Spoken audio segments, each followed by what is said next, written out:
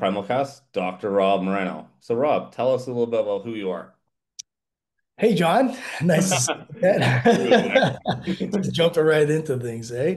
Yeah, Yeah, no problem. My name is Rob, uh, Dr. Rob. I'm a chiropractor. I'm the owner of Project Health and Performance. I work with an amazing staff here, some massage therapists, naturopath, physiotherapist, sports psychotherapist. Very blessed to have these people around me. Obviously, John. I certainly consider you an extension of that. You and I have been kind of hanging out and collaborating for years. So, I'm grateful for that too. yeah, in a Um, bunch of different ways. Yeah, that's me professionally. On a personal note, I'd consider myself a family man, you yeah, know, uh, that's which uh, fair. which keeps me busy outside of here in all the great ways. So, yeah, that's all I got to say about me. Yeah. So what kind of got you into chiropractic? Like, how did you kind of progress into that? Like, to start off with everything. To be honest with you, I usually have like three stories as to why this is why I've like got me in the direction of chiropractic. Two of them I usually share, but since we're on a personal note, I'll share the first and the most truthful. I was horsing around with a friend of mine, probably I was about 18 or 19 years old, and I spent many years prior to that as a competitive soccer player. So, I had my own, biomechanical problems. People used to think I walked with some swagger, but I just had a messed up right ankle and right hip. So, anyway, fast forward, we were horse playing a little bit, and I got leaned on, and I heard a big clunk from presumably would have been, retrospect my SI joint. Probably. And we both looked at each other and was like, but I got up and I was like, you fix me. You know what I mean? So, from that moment, I kind of had to know, like, hey, who does this and why did this happen? And I need to have that again. So that was an eye-opening moment. And growing up, I knew I wanted to be in fitness to some degree, and everyone just knows physiotherapy. Mhm. But that was my discovery into like what chiropractic manipulation could be. The other two stories are quite literally like they had an equal influence on me. I didn't even know what a chiropractor was. As a kid, my dad always would say, how about being a chiropractor? You should become a chiropractor. I guess he had a positive chiropractic experience, but I was like, yeah, Yeah, I had no idea what it was.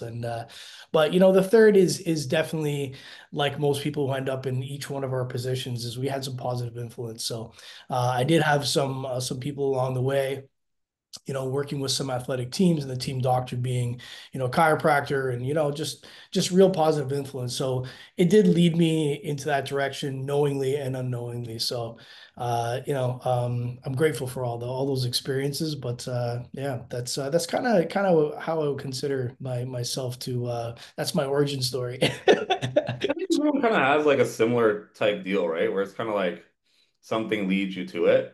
And then I think you did a bunch of other stuff like before you were Cairo, hmm like hmm Yeah.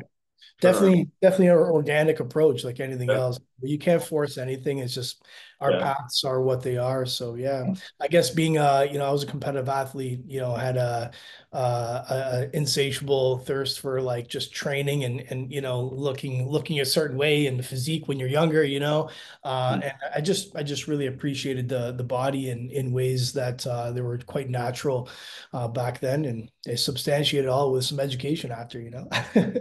That makes sense. I mean, that's the way to do it, right? You just kind of build through it. And then like, what's your take? Like, I think a lot of people don't really know, even when I talk to my clients, sometimes they don't really know what exactly is a chiropractor. You They think know, a I don't cracker. want I don't I don't want to be offside here, but I'll be Yeah. honest.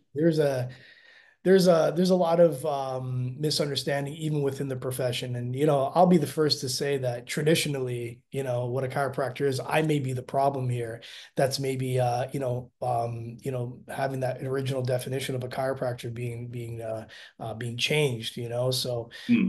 the adjustment is a very powerful thing. Okay, it is effective, and for whatever philosophies they might have had as to why it worked, it does. Now, fast forward to chiropractors today, there's many more just like me, and we operate off different philosophies, but we've moved away from just providing adjustments, and scheduling those adjustments when, perhaps they're used just to maintain the spine, and there's nothing against that. Like, it's not what I do. Spinal maintenance isn't only what I do, Mhm. but there is some purpose for that. It's just we have developed, we have matured into a profession that is all encompassing, and it's the beauty and the beast of the profession is that we get to infuse it with our own kind of flavors, if so to speak. So yeah, we've come a long way, I would say. Yeah, and I think that's like every profession, even like coaching and training, like it's the same thing. Like if you're good at it, you're able to like kind of flow with things. You do things like John. Yeah, you are a coach, you are a trainer, but you are Yeah. John. Yeah. Yeah. And what do you think like your kind of treatment philosophy would be, or like your philosophy as like a health chiropractor professional? Yeah, as eclectic as your choices might be, mine are the same. Like, so I do take all of my experience and my skills, and I kind of mishmash it into something that is considered a chiropractic session, right? So it might include some soft tissue work that people look at massage or ART or whatever you want to call it.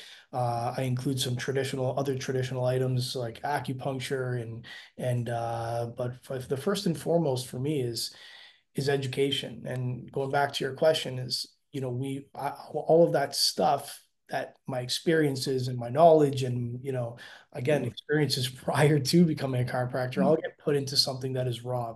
And, I'm proud to say that a lot of it is that approach has worked. So, Mhm. yeah. Yeah. So do you think that kind of like shapes how you go about building Project Health and like the team that you have around you? Yeah, absolutely. And, I think, noticeably the others have a like-minded Mhm. approach, and which is why we're able to work as a great team, and and help some people, so yeah, I think it's everything down to the slogan, of be your own project. It's something I truly believe that I do, and I really think that the onus is on all of us to learn how to improve your body, and fill in for whatever deficiencies we may have, and take that on ourselves, which comes back to education. So helping someone narrow in on what is necessary and what should be improved. I mean, as a health advocate, and what I would consider myself to be is an expert in this area is, I think it's helpful. Hmm. So would you say that like that's like your major driver to do what you were doing or what you're doing? In what sense? So like is that what like no like you would look at almost like your purpose within it or Oh, like we're getting deep, are we? yeah, a little bit. Yeah. Listen, I guess again, we go into our profession and we do it like we do it, perhaps I'm my mother's son, and I'm a giver, but it's I really think that it's the profession allows me to utilize some of again, first of all, my knowledge, but utilize some personal characteristics that I may have. And I think that's a lesson for all of us. Like, we can only leverage ourselves, and we should be leveraging all our skills, whatever they may be. So I think that's the old Dr. Seuss saying is true. Nobody's newer than you, so don't be anything else other than. Do you think that's something that happens a lot now? Like where people like I see it too, even for me, and I have to check myself where I'm like, well, I see what other people are doing, and I'm like, oh, that's cool, especially like with online coaching and like powerlifting and even like niche just fitness stuff. I'm like, hmm, I could be like should be like that. And I'm like, wait a minute, I can't do it that way. Yeah, yeah, and I think you're right. I think within anything, like, there's a culture, right? So cultures do change and they adapt. And if you have someone who is successful, perhaps someone who's not as grounded in their own personal Mhm. characteristics, they might try to latch on, but that's not Mhm. necessarily a bad thing, No, especially it's not. latching on good things. I Yep. think mimicry is an Flattery. Yeah. flattery, but it's an excellent skill. Mm. I think, being a dad, I just think about it like as a child is growing, and I'll think back to myself. It's like you recognize a certain quality in someone, and you're like, I like that, and you emulate it. Kind As of want to those be, yeah, qualities are good and those teachings are good, like make that a part of your armor, and that's fine, or artillery, and that's fine. But again, I think it's transparent when it's not genuine, so you never stop being you, but you can still deliver things you've learned or adopt other attributes or characteristics, but they're still delivered as you. And I think again, authenticity is super important in our fields. yeah. I think it comes down to just being like a strong sense of self in a way. Yeah, Yeah. yeah, absolutely, absolutely. Yeah, I think for you, Which is like an ongoing life process, right? So, very you much. I'm not the chiropractor I was 10 years ago, that's for sure. Yeah, I'm not the trainer I was a few years ago either, so. Exactly, exactly. Yeah. So for you, like one thing I've noticed, and it's a question I have, and I think it's like a good one for a lot of trainers or even just coaches. You connect really well with your patients. I know Thank you. this because I coach a lot of my clients go to you. And they all really, really enjoy talking to you, and they're all very different. So you have a really good way of connecting. Like, is that like something you practice or just you're good at it? You just helped me analyze myself, but Yeah. I'd say the common denominator between, patients I see that come from you is they have a love for powerlifting or love for fitness. Goodness. And kudos to you for helping them, establish that or you encourage it. But I mean, if I'm able to help someone do something better that they already love, I guess they're gonna like it, So Yeah. there's that. If I were to dig a little deeper, I would I would say that I like people, and So, that part might come a little easier to me because I actually do enjoy engaging with people. yeah. And, knowing what we know about people is, people like to be liked, and that Yes. works really well. You That know, connects with like people hard. Yeah. I do like people. So Yep. each individual that comes in, it's having a genuine interest in them, and connecting with them beyond their injury or complaints or anything. I think the fundamental of any interaction is to lay down some foundational connection. So um, whether it's practice, whether it's taught, I don't know, but Probably both. honest with you, it's a little bit of both. But yeah, I just enjoy people. Yeah. I think it's like really good because like you don't always see that nowadays as much anymore, I find. Like even in Mhm. my training, I find like it's a little bit like people don't take the time to get to know their clients Mhm. a little bit deeper when it's like if you did, I feel like the results would be better too. Yeah, you might be right about that. Yeah. The way we do one thing is the way we do everything. So you have someone that doesn't practice that in their profession. You wonder if like they should be working on that in their real life. So Yeah. but it's a skill, yes, but again, these are just some of the foundations of human interaction. So Hmm. yeah, Yep. No, you do an awesome job with it. I appreciate it. Um, just some questions about powerlifting. Let's shift gears a little bit here. Yeah, I like it. Let's just we cut it up about this on the regular. So We why do. now? So a lot of times, like I find a lot of lifters have a hard time seeking out like help Yeah. in this side of things, or a lot of times I'll have clients, and it's because like I think they want to know. They'll ask me how to diagnose stuff, and I'm like, that's not really my Mhm. spot. You have to go see someone else. So like Right. I feel like for a lot of people, like would it help if they were seeing someone on a more frequent basis, even like as a preventative measure? Like if they're pushing their body in the gym, even. Yeah, I think in any way, more information is more information, So you might have adopted clients that have had previous coaching before, Mhm. So getting another take or another perspective really helps. Like Yep. I'll be the first one to say that I don't consider myself for everybody. You know what I mean? Like Oh, I don't. that's fair. Sorry. That's fair. Yeah, so I may not think I connect with them as well as I do, Yeah, so it, it's always good to learn as much about what you're doing as possible. And when you have two people that have hung out as long as they have, they might have exhausted it, and that might yeah, be with my teachings or sort of my interactions as well. So sure. sometimes I am always welcome to like second opinions or other perspectives, so having someone go after and educate themselves through, let's say, with the help of myself, with the help of you, like just gathering as much that is Yep. great. Yeah, Um, it's a very good to, thing. to do that on a regular basis, um, beyond the educational stuff, I'd say I do have a place. Yeah. Uh, you know, there's sometimes I have to, forget that I know so much and just help people manage symptoms, right?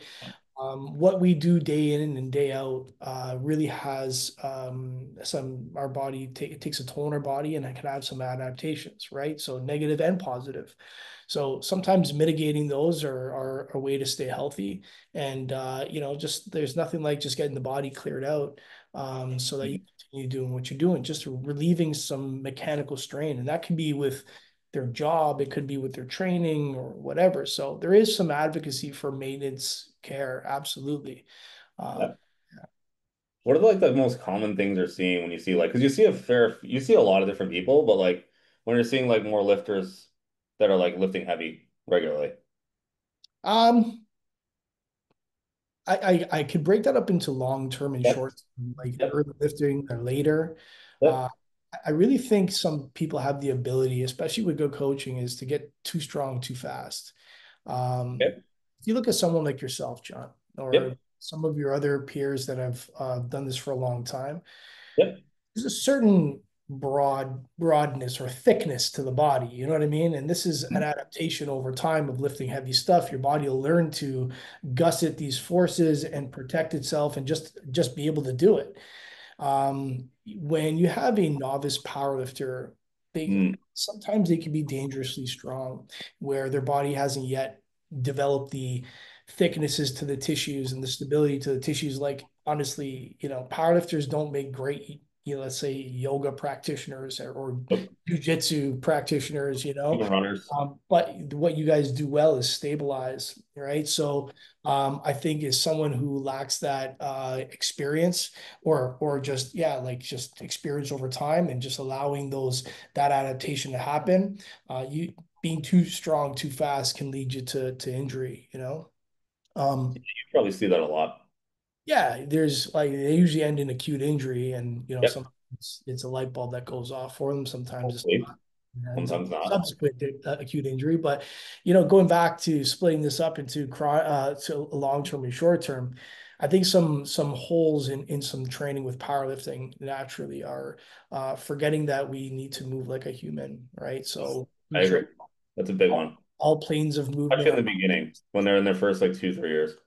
right, right. So, get really good at moving in the sagittal plane, yeah, with some benching and some squatting and some deadlifting, and they become good at their sport, but then they become less good at a lot of stuff and a lot of other tasks in humans that we need to do, like turning and Mhm. laterally. So, just an acknowledgement that, we go to the gym to practice movement, whether it's sport performance or just like health. We need to engage all the different planes and make sure we are actually undoing some of the adaptive stress that comes with being a successful power lifter, right? Yeah, and I think a lot of people they just skip the foundation because it's like cool to do the heavy stuff and you get fast pretty quickly, like strong pretty fast. Beauties in the accessories. We say it all the time, Yeah. right? But Um, also like if you do accessories, they might just do leg press. that is an accessory, but accessory movements don't have to be just like replicable of the movements you need in your big lifts, right? Accessory exercise should be like preparation to be able to do those big lifts. Like, how many programs have I seen? And like, where are all the core drills? Where are all the the compounded base positions with like small movements. Like where are we teaching spine coordination and control, right? So there's definitely some holes in some programs with core engagement and development. Yeah, I think that's a big one because I see a lot of people where like they'll switch to me or I'll get pick them up and they've had a few coaches and I'll be like, "Where's the core?" And then Yeah, I'll put them to do core and their lift goes up and I'm like, they're like, "You're yeah, magic." I'm like, "I did nothing. You just did dead bugs." yeah, yeah, Deadlift went to seven something. yeah. Stability is a prerequisite. Yes, it built in with it, but it's definitely encouraging to being able to keep the spine in a good position while you got a shit ton of weights trying to pull you out of it. So, Yeah, so like my philosophy has always been when I'm developing the lifter to like progressively make it more specific as opposed to like just being like, here's the specific program. This is what we're doing. It'd be like what I'm doing. And I'm like, you probably can't do what I do, right? mhm. Like you could do it. And if you're really talented, you might be able to do it long enough where you actually get strong. But odds are you're gonna get injured before you get strong. Right. Like you can probably afford to break some rules because you've gone through the trenches of learning and developing yourself in a certain way. Whereas had you not done that, you wouldn't be able to, you'd be a band-aid like the rest of us. And uh, Well, it's yeah. but yeah, it's those prerequisites are not a consideration. They're quite mandatory. So Do you feel like they're being met a lot of the time or um hit and again miss? again yeah, I would say because of my position, maybe I'm a little more biased. I mean, Yeah, saying you would have your biases. those fundamentals are the most important to me, but yeah, it really is a marathon and not a sprint, right? So like these things take time, and I think early on, if someone claims that they or labels themselves as a power lifter, but they haven't done years of actual just strength training, like they might not be prepared. Again, a prerequisite That's of fair. is being strong. We need to develop strength, and that might not come with squats, deads, and Doesn't bench. have to either. So, right? It doesn't have to be But the right. first time I deadlifted six. And I never deadlifted before. Is that right? Yeah. So, Rob's like, what the fuck? prodigy child. I Yeah, don't but know what the hell happened there. I was just like, picked it up. Some weird guy at the gym was like, yeah, you should power lift. well, listen, I think this is an example of how there is a transfer of skill. Like you have a history of cycling. I Yeah. mean, if you look at some of these, cyclists, they're not all these lean guys. The sprinters are quite No, I powerful. was lean till like 15, 16. And all of a sudden I got huge. Yeah, Huge for cyclists.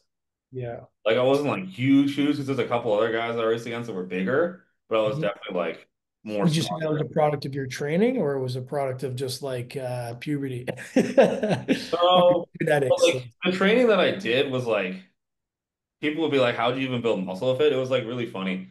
I would do like 10 sets of 10 on push-up 4 days a week, and I Mhm. would do like split squats with like wow, like cans or something. And that was Big, like all we would do. And then I would train and I would ride the bike most of the time. That was it. right. But I did track, so like you build your legs a little bit more on track. Again, a transfer in skill and a transfer in your abilities from one sport to another, right? So you had But power, it's you weird. Like developed I've always power been in able there to, outside of the gym, right? yeah, but it's weird. Like I've always been able to lift well. Mm. My technique was never perfect, but like I remember I got hurt for cycling when I quit and like really badly. And then I was doing like athletic therapy rehab and they had me squat and they're like, "How did you do that?" And I'm like, "I don't know. I just squatted." And the guy's like, "Okay." Hey, listen, perhaps you had the genetic predisposition. I was quite the opposite. I was I was consider myself strong like in my early 20s, but I wasn't including my legs with with as much barbell activity. Once I did it, I was actually quite weak. I had really large, strong legs from sprinting and Soccer, probably. Yeah. but they never felt the neurological recruitment of like needing to get all the fibers all together in one motion. So I did progress ridiculously fast, but it was a lot of like just learning. So I think that doesn't get as much respect either. So the actual early phases of any adaptation are neurological. So once I figured out how to lean into something and or keep my balance or I was able to deliver the strength. So that's it's not just about strong. So Yeah, I think sometimes strength comes before. mhm, It should actually come after. I agree. It's just hard because like as a lifter, you want to lift heavy. Yeah. So it's like you have to almost like, and you told this to me a few times back in the day, like give them what they want, but Mhm. also give them what they need. Bang. Love Yeah. it. Yeah. So like work in the stuff, like give them the main lifts that they want, Yeah. but like work in the other stuff, like adding Their special. expectations, right? Like they were there to learn powerlifting, but Yeah. also as a educated and experienced fellow, you also be like, you know, I got to father you a little bit. I got to Yeah, and do sometimes you have to like really put the training wheels on. here. I know you like the steak, but eat these vegetables, you know? Or sometimes it's just like you make pasta sauce, but you put the vegetables in it. You probably do that for your kids. You're asking me to breach some Italian values. Like, so no, I don't. Actually, no, you probably Maybe a burrito or something, but you get else in you don't mess with the Sunday sugo, my friend. there. Okay, fair, fair, fair. You know what I mean. And I think I it's get you. I it's get very interesting. It's like that art versus like what you're supposed to do, what you need to be doing, but then what will you do? Yeah, yeah. Yeah. Well, there's some requirements, and as their coach, I think you have to. You're in a position that you have to elaborate on the fact that you know best. So Yeah. um, There's a lot of like different noises out there too sometimes, which like makes it a little bit harder, but like the same way, like you have to just be like, hey, like, look, this is what we're doing, this is why. But I think sometimes it's not explained either.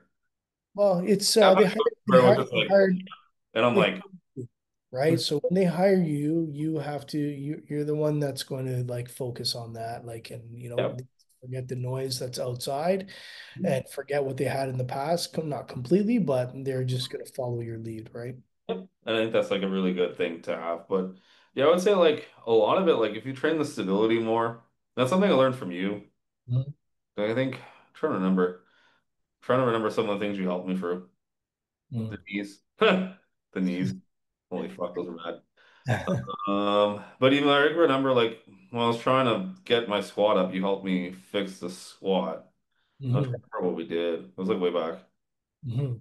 You worked with When it comes to function, man, like this isn't my phrase or saying, but like you never want to layer strength on poor movement, right? Like you're just asking for, some sort of mechanical like fault, right? well, it was laying in efficient patterning too.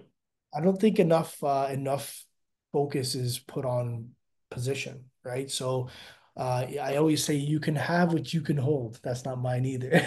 Oh, But if you can hold a certain position, you can likely move in and out of it. So teaching base positions is very important. And whether you want to consider squat a functional movement or a movement associated with some competition, it's also it can be looked at as a base position, right? So we need to focus on taking ownership of those positions if we want to be able to move out in and out of them successfully.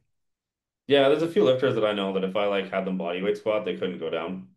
Yeah, yeah, and Like, that's yeah, what? And like yeah, some of them are way lighter than me, and I'm like, yeah. what? Interesting. And Yeah, I'm like, interesting. I'm a heavyweight and I can go full depth Right. with Yeah, body. And I'm it like, so um you find little holes to work on in their day. yeah, there's a lot of little holes, but it's a very interesting sport. Like it's fun, but it's like very interesting. It's like it's so simple, and then it becomes like not simple. But I think like a lot of it is like there's little holes, and I think a lot of it comes down to like movement. I had it was in the context of soccer and football, and one of my colleagues that has helped me coach my team, he said something that just like it totally hit home, and it's like um, soccer is a simple sport played by complicated people.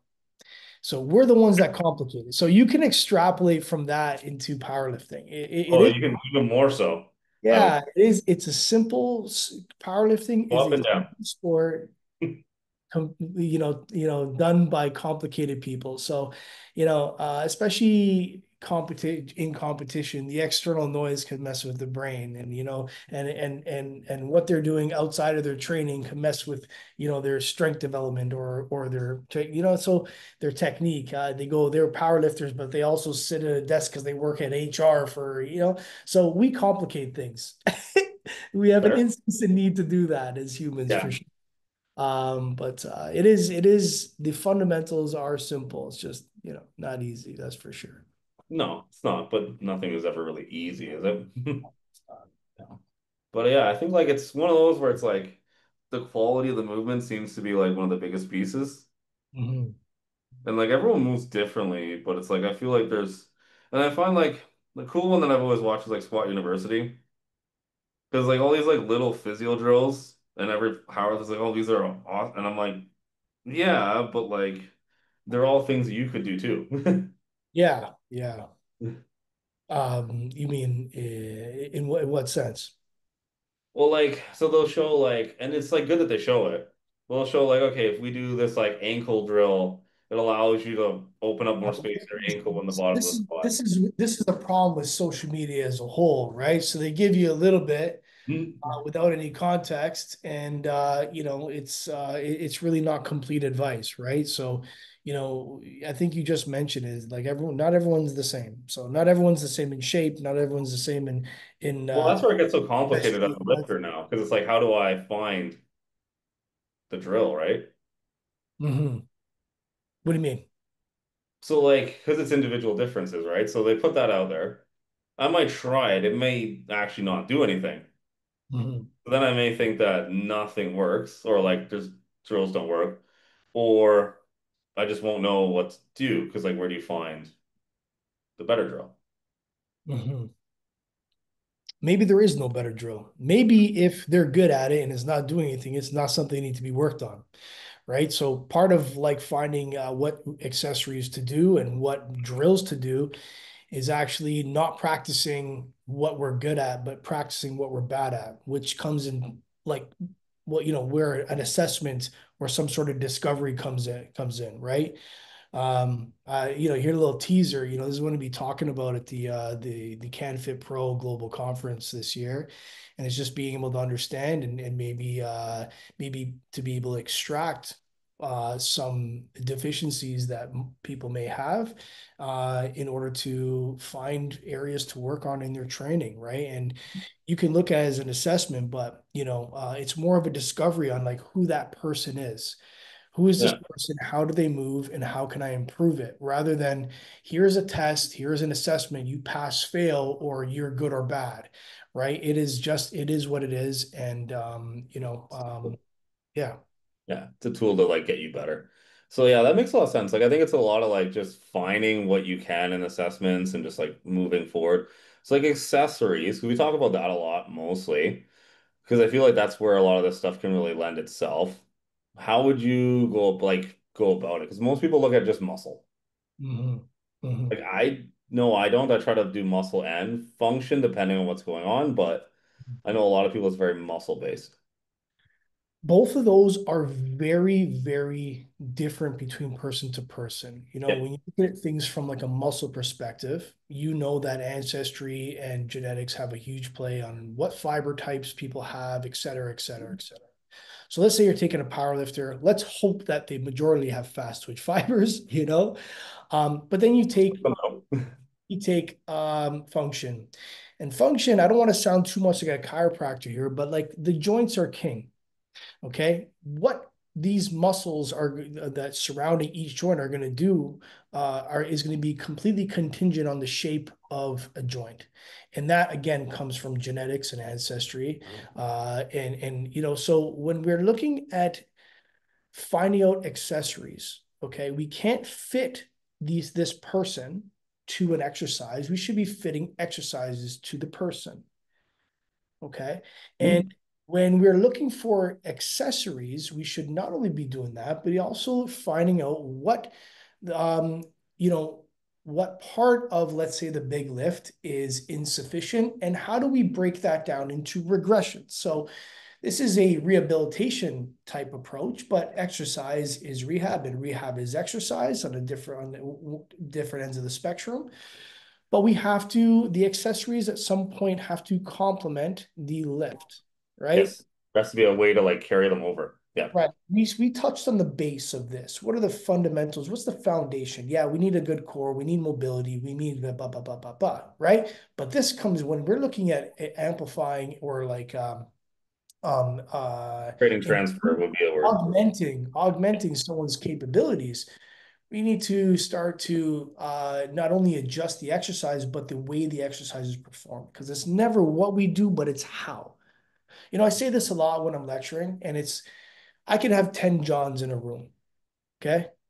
That's cardio, right? So 10 Johns in a room, and I say, Johns, I want you to perform, I don't know, a split squat. And each John performs it slightly different. That's 10 different messages to the body, yet it's called one thing, a split squat.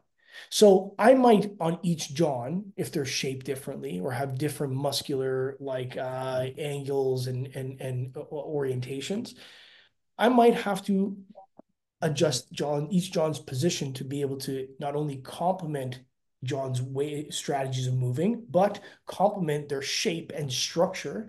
Because if we do not, we're going to find, if we get this, try to shape the person, stick this exercise on the person and not, you know, pardon me, if we try to take the exercise and have the person fit to it, we're going to run into a lot of biomechanical problems where you might have frictions and pulls and pinches and compressions or like stretches that maybe it's not so good for the body, right? So again, it comes down to when we're finding an accessory exercise, who am I giving this to and why?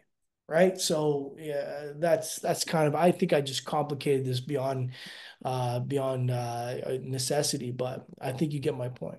No, I get it. And that's like basically kind of how I do it in a way, just like worded differently.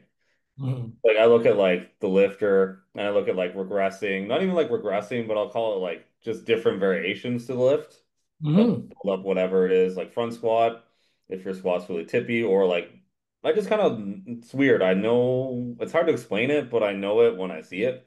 Yeah. And as a regression, you think of it as something that's lighter, but you can actually, if it's healthy, if it's a healthy exercise modification that's maybe a regression in complexity, you can still load that heavy, right?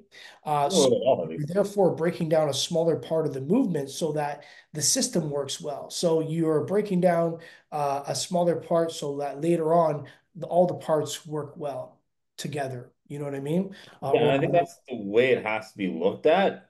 I just feel like a lot of times it's being looked at a slightly different way, where it's again, like, how can we so stay as close as possible to the back squat? right. And Like that's I like look at I mean, warming up with squats for squats makes no sense to me, but people do it. there's a Um, new wave of other stuff, but it's like not as common. Yeah, I mean, if you Like some want guys use better plyo. squatting, it just doesn't come from only squatting. I think we know that. I think that's well established. Maybe I'm old and things are changing back, but I really think I agree with you. I think there needs to be some other things that are there that don't look like squatting that make squatting better. There are people doing them. It's just I think sometimes the knowledge to think about it is not the same. Hmm. So it's Hmm. like, oh, we're doing accessories because we're supposed to do accessories. If people say we're supposed to. Hmm. Oh, Bulgarian split squats, they seem like they're pretty good. Yeah, yeah. Which Okay. arguably they are, but Yeah. like we always need to substantiate the why, right? Why am I giving this person in my profession? it's a prescription. Yes. But it So, should be the same here. Yeah. right. And if I'm giving someone a prescription, it's because I've isolated some sort of Issue. deficiency, and Yeah. I'm therefore going to supplement with that deficiency, right? For that deficiency in order to, you know, bring everything back to health. Okay. So, when we are doing our own discovery or assessment or whatever you want, Whatever you call it. Yeah. you should be looking for areas of improvement, not looking to improve areas that, that don't need it, right? Or just to kind of practice just things that they're good at only. Yeah, I think you do need to practice it to a degree, but yeah, definitely doing more of the things you're bad at is probably the better approach, especially when you're newer. Look, I mentioned I'm old. I tend to lean towards health, or at least try to help these people walk the line, because Yep. performance and health, and you heard me say this 1,000 times, performance and health are not the same, No. right? So what might be really good for to make someone perform might not be healthy, right? So Yep. in this sport, you can deliver that to almost every aspect, but Yeah, I um, mean, we've had those talks. yeah, sport's not always healthy, and what can you do? But No. you're never gonna break a PR. You're never gonna, break a world record in sprinting or jumping, only practicing things that are only healthy. So you need to at some point push the limits and Mhm. work outside of what's normal in effort to kind of achieve these goals. But we again, the intolerance, or sorry, like that might be excessive to people's tolerance, and sometimes it's not healthy, bro. Yeah, but I mean, like, if you're trying to push to the limit of something, you kind of have to go into that area of it. Of course, I love No. it. You know what? Nobody's giving these young powerlifters money. And you know what? And at this day and age, like I can only justify it in that way. Is this your job? No. If you want to compete, I get it. You want to, but like, again, as a coach, it's our job to kind of make them see past the moment. And yes, I do realize you want to be competitive and you want to be the best, but you need to acknowledge some of these things, because usually the lifespan of a power lifter is relatively short, unless they're competing in the Olympics or Yeah, live. there's like two streams. You're either done in like a year and a half, or you Right. might be done in five. So are you leaving the sport gracefully, or are you forcibly leaving the sport? So, that when you have a professional hockey player or soccer player leaving the sport because, they push themselves to the limits and they've sustained an injury, they'll be compensated. Unfortunately, with amateur sports, you're not going to have that. So I'm not asking people to completely abandon their performance endeavors and their competitive nature. I'm asking them to acknowledge that some of these things can be mitigated, and certain other practices and acknowledgments for health can help um, prepare for these. You can never completely remove the possibility of sport injury. Like, let's just get that clear. You That can't. is like, especially lifting heavy weights like this. Anyone who says you can, oh, I'll do this, prevent sport injuries, they just don't, they don't know. Okay. So you cannot prevent sport injury, but you can prepare enough to reduce or mitigate some of the risks. Okay. And that's all I'm getting these people to do as their coach or their doctor. Chiropractor. Yeah. Yeah. No, I think that's like the best way to be. I mean, like for me, I think I've had like a fair few injuries. Can't remember how many now. I see you pretty often. Not like all the time, but not like that much. I think like for me, like in the beginning, I really tried to push a lot. Mhm. I had some like pretty good numbers at a younger age, and then it kind of just like got hurt a lot. Yeah. And then Yeah. now I've like Why do you think that figured was? out a lot of that other stuff, and it's like I don't feel as bad. Why do you think that was? Why do you think I pushed it? Oh, why do you think you got hurt so many times? Hmm. I mean, in retrospect, it's just spitballing here, Couple things. Like I think one, maybe programming was a little bit off. I didn't really get a lot of like technical guidance from the people that were trying to help me. Or there was like, I think sometimes I would be like dieting aggressively, but then also like trying to lift super heavy Hmm. as a heavyweight and not. like taking anything. Like you can't really do. There's only so much you can do. Yeah. So it was like, so I think there's a lot of that, and also just like, In retrospect, do you think that you had some controllable factors there that had you known today, yep, probably would have did it differently, right? yeah, definitely. And I think like a lot of it too, like I was very aggressive, and like I wanted it pretty badly. Hmm. But then like also like at times I feel like I wasn't as sure of myself or like confident enough to be like, okay, you can do this. You don't have to like break yourself in half Hmm. to Hmm. get there. Or like, okay, these people are saying this, but like, okay, in your mind, you know this is wrong. Don't listen to them. Right. Move on and find a different help or find a different coach or something. Yeah. Yeah. I Because I mean, knew it. I would always be like, I mean, it's I, as a young competitor, it's a sign of maturity when you kind of like, go with your gut. When you're younger, you kind of like you put your trust in these people, right? So, yeah, and I uh, was like, hmm. this is all part of this is what I was talking about, John. You've been through the trenches, right? So you kind of know how to kind of like I said, like help mitigate some of these things. I think that might be what separates you from any other powerlifting coaches. I mean, I think, I don't mean Seems to to be be. overly biased, but we see eye to eye on some of these things. You have to acknowledge the health factors and Yeah. and Well, I mean, like I'm still big, but like you remember when I weigh 10 pounds less than my heaviest before, Mhm. but But it's different heavy. I don't look like that. No, Remember what I used to look like? no.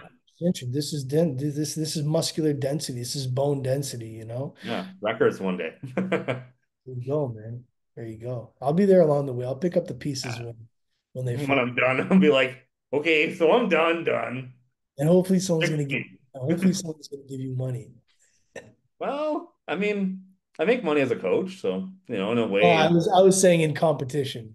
oh, that's gonna be hard. Yeah. Gotta be like really good. Yeah. Because people are now, but it's like the top 1%. Yeah. And it's like not like I wouldn't say because I know what pro athlete money looks like because I worked in SNC and like I met some guys and even like CFL money was like still better than what they get paid. Mhm. So I'm like, this isn't pro money. Yeah, fair Like you're enough. not winning a mill to win a meet. I Like mean, the highest I've seen is 100K. it goes back to what I'm saying. You really need to help some of these young, strong people pull the reins and do this for a long time and not just a good time, so that they can say they practiced a sport for a few years and competed for a few years and have a healthy life after, because the associations or the injuries associated with powerlifting can affect the rest of your life, and the future of your life. So, No, um, I definitely say that and see that. And like I think like I've done a good job of that with the younger ones I work with. And I'm starting to see like the success of it. And like they weren't very like they were always good. But like it was like the first year of working with me, it was like, oh, we're doing pretty good. Then all of a sudden it's like bang, bang. yeah, And you're like, and everyone's like, what are you? I'm like, I'm kind of just doing what I've been doing with them for the last like 2 years. yeah, the vegetables in the sauce. Yeah, but it's also like I'll focus in on like, okay, let's lift well. And Exactly. all of a sudden it's like bang. But I'm like, I also know that like when you get older, you get stronger. Mhm. So Mhm. like they're actually easier to work with if you know what you're doing. Yeah, Because yeah. it's just like, okay, you're young, you've never lifted before. Great. It's like the I easiest mean, thing ever. It's like, there, okay, there's a let's teach certain you how amount to of do this. there's a certain amount of man strength that's developed, that men will have when you're in your later 20s, early 30s. Yeah. Uh, I still think some practice needs to be there. No one's jumping into powerlifting and not having it done it in their like, mid 20s. You know what I Yeah, mean? but So, the young ones are fun because it's like they don't have any, so a lot of, especially if they've never had any other help. I'm just like, this is great. mhm. You don't have You I seem as literally portray create you how I need you to be. nice. It's good. That's But then good. it's like, and like you alluded to, it's like the man strength thing. Like the powerlifting thing, I think, yeah, there's a lot of strong young lifters, Mhm. but it's like you'll never be your strongest till you're like older. Mhm. And like, yeah, like you have to catch up to everyone else or whatever. That I don't think that's a big deal, but like some people think it is. But like at the same time, like you'll be your strongest when you're older. Yeah. And helping You them have to see, get there. this is what I mean about like as a coach, you're helping them see past the moment, Yeah. right? So yeah, that's one good way. Yeah, they have to get there eventually. Mhm. But you can't get there if you're broken. Say it again. Or you have to stop like for years like I did and then Yeah, come yeah. back and That's do that a okay few too. times. That's Yeah. okay. At some point, everyone kind of breaks down and just to be built back up a little stronger, hopefully, you know? So, You hope. You hope. Not always, but yeah, I think it's just like it's a very interesting like concept, just like rebuilding people up and just like taking the time. I mhm. don't think it's done. Like I know like I've been helping out with some high school powerlifting stuff. And like this year I'm gonna do more of it, so there'll be some cool stuff with that. But the big thing we've kind of noticed is like they're not is like just getting them to do it well versus like getting everyone to like try to max out. Yeah, Because right now absolutely. they're like we're just trying to avoid some injuries for them. Like it's like a whole like Peel region like league, and they're all like a lot of them are really strong. It's just when you go, I'm like, okay, the ones who's like, what do we need to do? And I'm like, well, honestly, they lift well. They're strong. They just need to like lift to the standard and learn to stabilize the bar. There's that, and then the competition aspect. Like, I can think back to when I was like in my teens and showing up to a wrestling tournament. There's a lot to be learned on your first time, right? Yeah. So Well, they going learn a lot. and It's going cool. and not setting PR goals, but just having the experience to be at a meet without the intentions of winning or getting on the podium, but getting through that because that's a learning experience in and of itself, right? So, Yeah. so just yeah, guide them to be patient, and Yeah. We're trying to set up a framework now to like good. help the teachers as well. Because like, it's hard if you don't really know the sport that well and you're like just Excellent. trying to help, right?